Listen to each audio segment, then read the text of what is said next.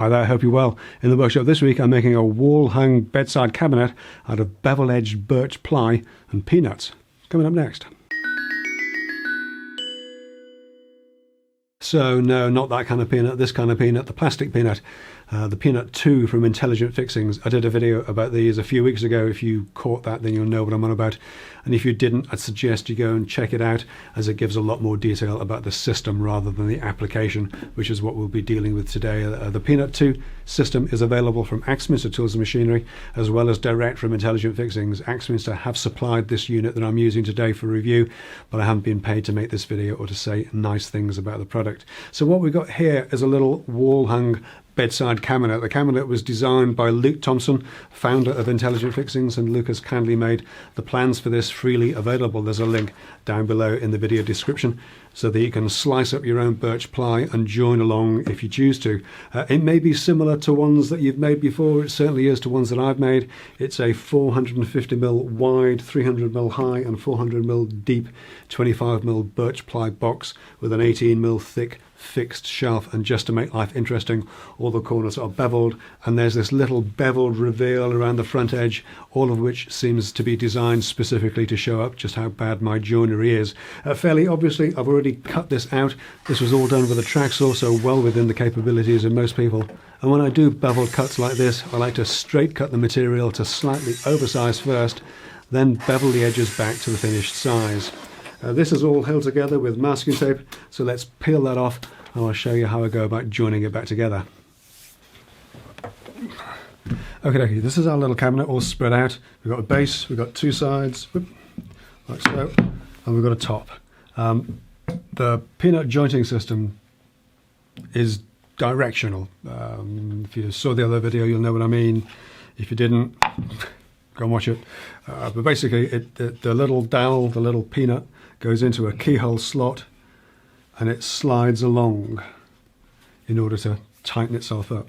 Fairly obviously, if you've got a jig that's doing these ones and then needs to do these ones, you're turning it around, so you've got to make sure it's oriented in the right way. So what I'm going to do is just use a little Sharpie, and I'm going to just draw a little keyhole shape on the faces, just so that I know in my head which way round I'm working.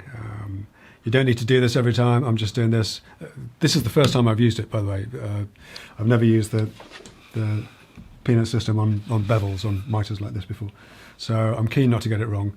But just to get it settled in my own head, I'm just going to draw a little peanut shape on each of these so I know which way we're going.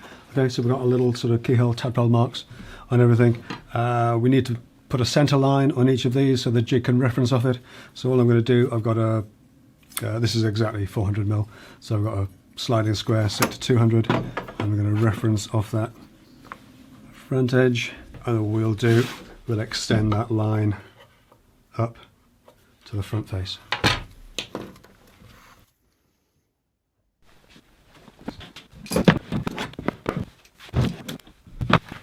Okay, we've got our jig set up, usual sort of overhang thing because of the way I've got my MFT arranged.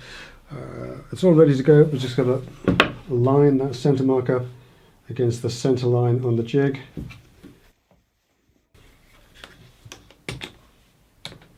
So first side in, got these little inserts for the jig, and these can go wherever you like, more or less, as long as they're consistent. So, and again, just for my own peace of mind, just because this is all new, I'm going to put a tape mark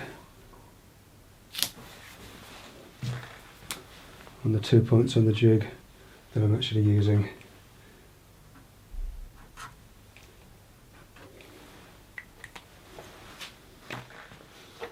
We know the direction of the slot that we're cutting because it's the little T-slot shape in the insert itself, and it matches what I drew on there previously. So let's get the router in, and then we can start churning our way through these, getting everything cut.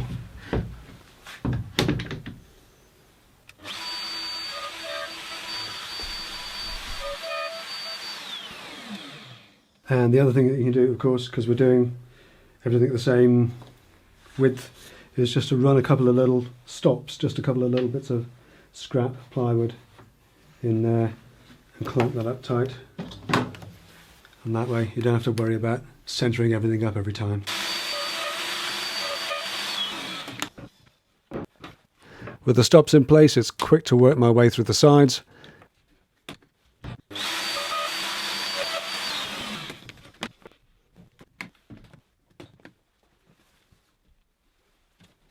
Simply swapping the direction of the inserts to match the keyhole shapes I drew earlier.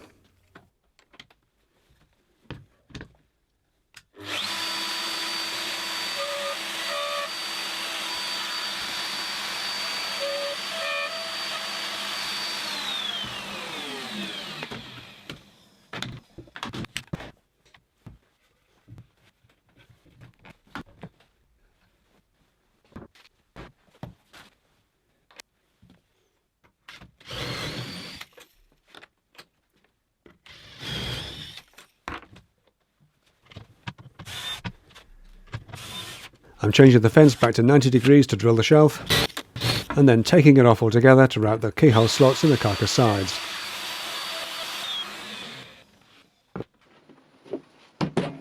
And then I can fit the peanuts and clear the decks.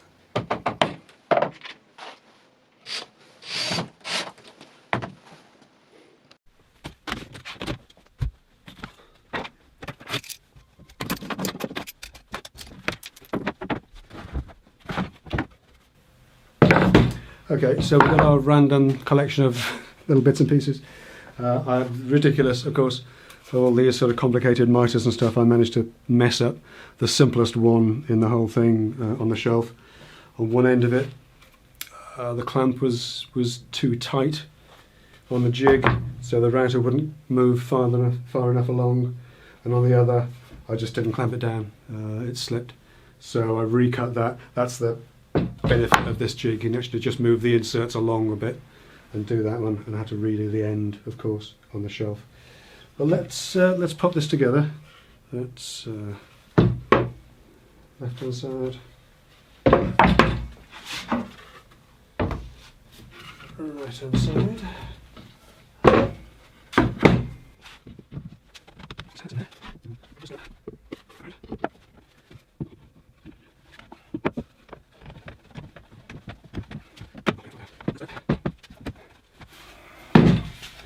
I'm just going to leave that loose. If you imagine a bead of glue around all of this as well.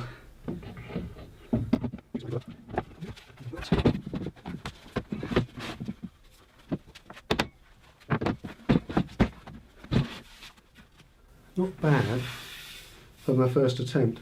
And again, if this was a glue up, that's as solid as anything. You could actually hang that on a wall now. Okay. And so ended my first ever carcass build with the peanut system.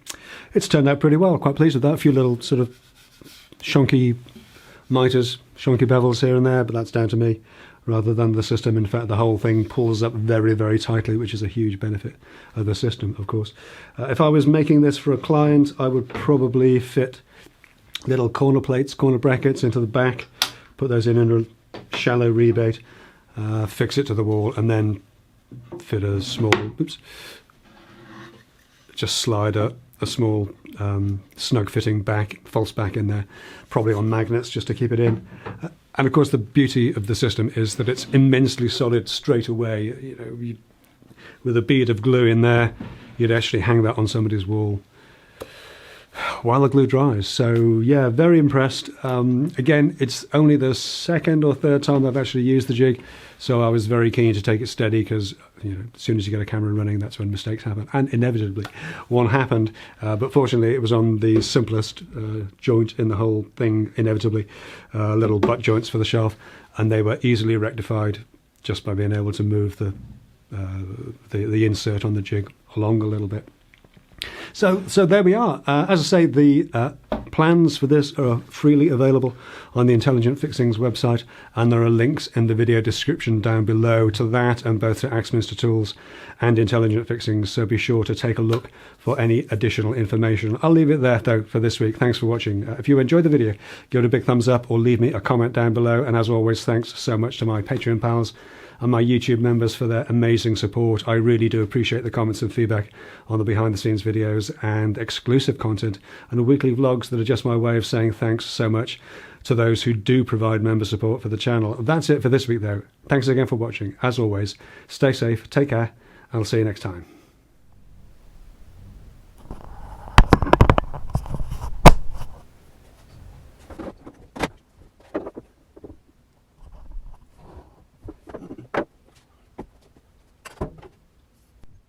Okay, so, inevitably, we just screw up the simplest joint of the whole thing on the shelf, just let it just don't come down and shift it along slightly. So what I did was I recut it during this in, so I cut no edges in there, I think behind the shelf, just on the other side, and on the same side as well, I didn't like the clamps in there, so I got a really short thing, and I realised I stopped trying to sort it on the back end, okay, so that's together. So we've got the bits that we need, we've got the right side, and a shelf, on the left side, and being very careful about handling these, unfortunately there's a few little slits here and there, so there you go, one of those things. So this is where this also comes together, because if you imagine, I'm not going to do this in 1 second, but we would glue into there, and then on, so that's the other way. That's it, that's solid as anything. There's glue, and I can handle that straight away. Into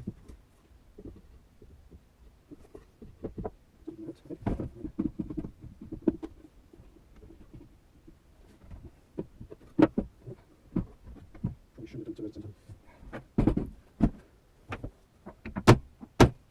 We'll just loosen it off. So I'll need that to get this way. Again, be a little bit of glue. There. Okay, so there.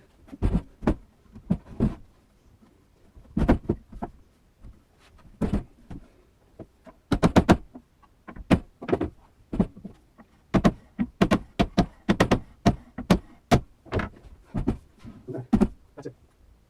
That's the camera. If you've got glue, that's slightly shocky. Mine's on this side. That's my fault. Needs a bit more persuasion.